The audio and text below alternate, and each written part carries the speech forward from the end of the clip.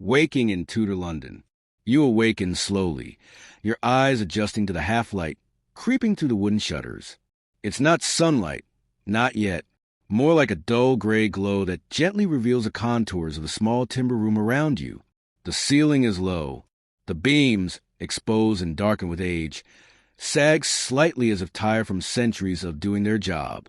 You're lying on a straw mattress.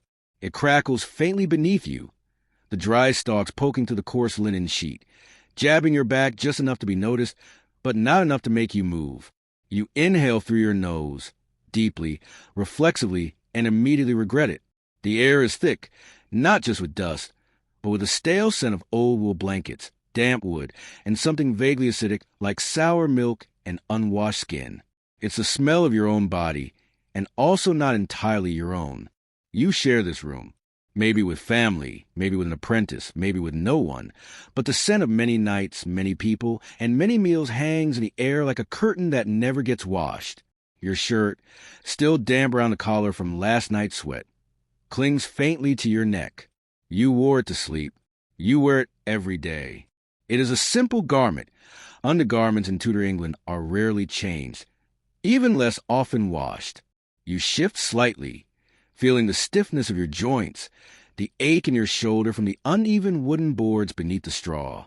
The smell grows sharper as the motion stirs the air.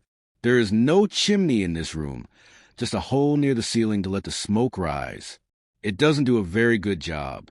You can still smell yesterday's fire, burnt peat, or perhaps damp wood, leaving a smoky film on every surface. The walls seem to breathe it in. Your clothes have absorbed it too. You smell like your house, and your house smells like a hearth, a fire, a pot of pottage, and everything it's ever held. Your stomach growls faintly, but you're not ready to move yet. You listen instead, from the alley beyond your walls. You hear the first sounds of the waking city, a cartwheel groaning, a voice shouting something indistinct in the distance, a rooster crowing, then another, then dogs barking, then something metal falling with a loud clang, perhaps a bucket, perhaps something worse. But even more than what you hear is what you smell. London wakes with scent of its own. From beyond your shuttered window comes a draft of something sharper, riper. The city itself has a breath. It exhales through every crack in your wall. You catch it, soot and ash, dung and yeast, smoke and bodies. Some say it's the smell of life. Others, the smell of death that just hasn't happened yet. You sit up slowly, the mattress rustling again beneath you, and plant your feet on the cold wooden floor. There's no rug, no slippers. Your toes curl slightly against the chill. A chamber pot sits nearby. You try not to look at it. You certainly try not to smell it. But it's there. Of course it's there. Everyone has one. Some people even share.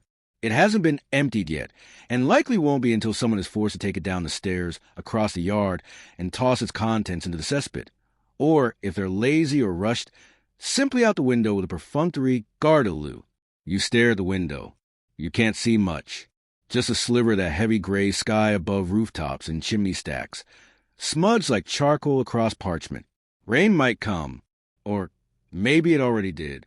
The smell of wet wood, soaked leather, and old iron lingers faintly, almost beneath notice, but not quite. You shift again, standing slowly, trying not to wake whoever else might be in the house. The floor creaks regardless. It always does. You stretch. Your arms reach toward the ceiling beam, fingers brushing the old cobwebs that hang like forgotten lace. You wonder how many mornings have started like this. Hundreds, perhaps, and everyone smells like this. You've grown used to it, or so you think, but on mornings like this, still quiet, heavy, it settles in your chest. The knowledge that this is just the beginning of a long day wrapped in a world that does not know freshness, does not know soap, does not know ventilation. You walk across the small space and lift the lid of a small wooden box near your bed. Inside, a crumpled cloth, a cracked comb, a bit of grease for your hair, maybe even a piece of lard to rub on your boots if they've cracked. You sniff your shirt to see if it'll last another day. It smells like yesterday, and the day before. So, yes, it will. You splash a little water on your face from a bowl. It's cold. It shocks you awake. But it does not cleanse. It moves the dirt around, moistens it, and that's all. The towel you use is already stiff from previous uses. You rub your face dry, but you do not feel clean. Not really. No one does. Not in Tudor London. It is still You return home with a small cloth bundle bread, but the smell of the city is growing. A few wilting greens gathers outside your door and set it down near the hearth. In the corner, the morning is still cool. It's alive. The fire will be lit soon. A slow air will thicken with my asthma that never leaves. It always does. And yet, you glance toward the wall. You pull on your washing hangs. A heavier linen garment. Perhaps your patched elbows, a pair of woolen hose. It adds turning stiff at the knees. And a strip of cloth another layer is a kind of undergarment. One that smells like a person rarely spoken of aloud. They were washed 3 days ago. Eaten fish pie. They are dry now, but they do not smell washed his outer garment. You step closer and lift the sleeve. The day begins now. There it is again. You open the door, faint like sour milk and damp iron. The smell of water carefully down the creek to begin with. Your hand brushing the dried in smoke and dust. The wood beneath the laundry your feet doesn't carry the scent of flowers middle or sun, darkened by hundreds of boots before yours. Of the fire, your home of if old soap and older stains is quiet for now. Washing clothes, but it carries within it the echoes of the morning. It takes water already rising outside and firewood to warm. A clatter of hooves. If you're lucky, you boil it in a large iron pot with soap. The bark of a dog and ashes, defending nothing in particular. More often, before you make it to the bottom, you scrub the fabric with lye and cold water. The smell catches you again. Rubbing cloth against cloth, not surprised, your knuckles constant. Sometimes you very against stones. You recognize sometimes you just rinse and use. Stains stay. People. So of habits, smells of a thousand mornings rain exactly while things were drying. Beside the stairwell, the washing lines tucked in a little alcove, the pig pen is the close stool. Or if the smoke from the chimney curled across your courtyard, a wooden box with a hole in the top was still damp. Something like a crude chair drying things by the fire. Sometimes it has everything smoky and sometimes it doesn't. The sleeves dry stiff, the collars curl, but it hasn't been closed. Everything ends up smelling like the smell of human waste is too long, but unmistakable. You remember when you last wore your other shirt. Just a few days ago. Oh, it had seemed a scent that clings to it on and will never. But after a few hours, you walk past your skin, have revived, but not without breathing every previous. Everyone has a chamber pot, sweat or lard. There are no flushes, no taps, a faint whiff of urine, no swirling clean water that takes it all away. So here they hang. Dry but not clean, made of tin or clay, and yet, or you'll wear one again today. Pewter. You pick the no privacy, fewer wrinkles, no real one. Begin to fold it. Sometimes the fabric is beside your bed, not soft. Sometimes like under silks you've seen in colder months. It's just thick linen, to spare unevenly across freezing floorboards where it chafes your neck. Wherever it's placed, there's a patch near part of life. Where it tore last month emptying it once. You stitch maybe more than once. The thread gripping the handle as the contents. You turn toward the hearth, a little reaching warm, for the kettle to heat some water.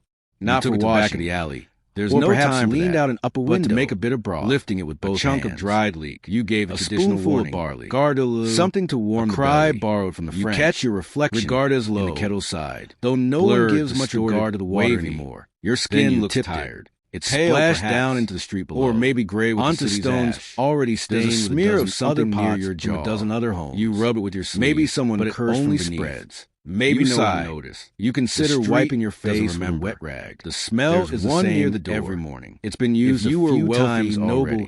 Even you might have faintly of vinegar and mildew. Some even come with covers of velvet. You wet with a splash in the kettle, but make no mistake, to your cheeks. It's still a box of filth. Your neck, the finest cushion in the world, can't hide the ritual of its purpose. You do it every day. The waste collects, as if you believe not just from you. The rag goes back everyone.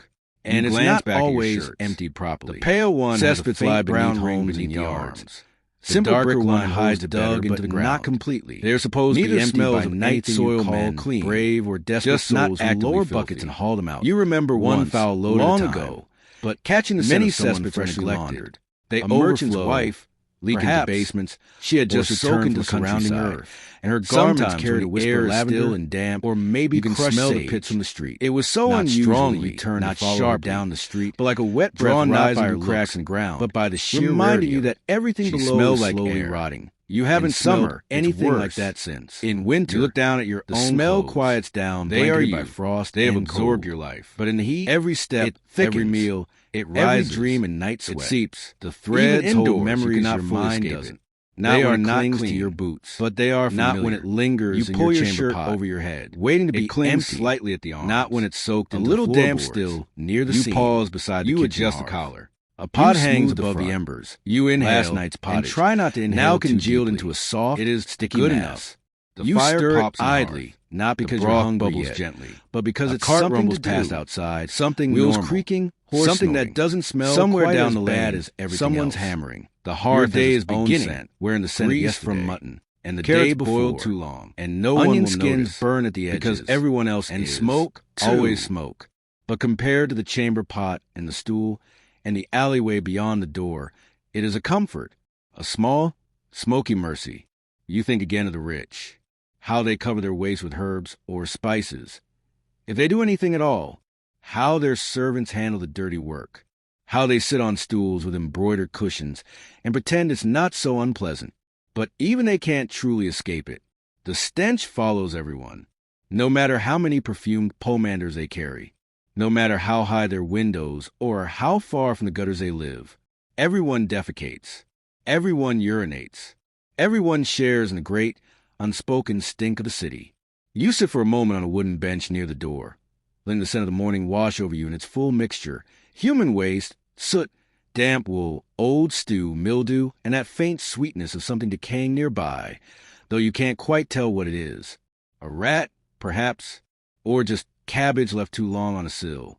You glance toward the window. The light is stronger now. The day is beginning in earnest.